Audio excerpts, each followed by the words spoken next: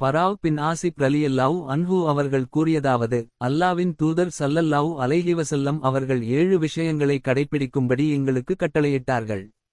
7 செயல்களைச் செய்ய வேண்டாமென எங்களுக்கு தடை விதித்தார்கள். எங்களுக்கு அவர்கள் கட்டளையிட்ட 7 விஷயங்களாவன: 1. நோயாளிகளை நலம் விசாரிப்பது. 2. ஜனாசாவை பின்தொடர்ந்து செல்வது. 3. தும்மியவர் அல்லாஹ்வுக்கே எல்லாப் புகழும் என்று கூறினால் அவருக்கு அல்லாஹ் உங்களுக்கு கருணை புரிவானாக என்று மறுமொழி கூறுவது. 4. சத்தியத்தை நிறைவேற்றுவது அல்லது உன்னோடு தொடர்புடைய ஒரு விஷயத்தில் சத்தியம் செய்தவருக்கு அதை நிறைவேற்ற உதவுவது. 5. அநீதியிழைக்கப்பட்டவருக்கு உதவுவது. 6. விருந்தழைப்பை ஏற்றுக்கொள்வது. 7. மக்களிடையே சலாமை பரப்புவது. எங்களுக்கு அவர்கள் தடை விதித்த 7 விஷயங்களாவன: 1.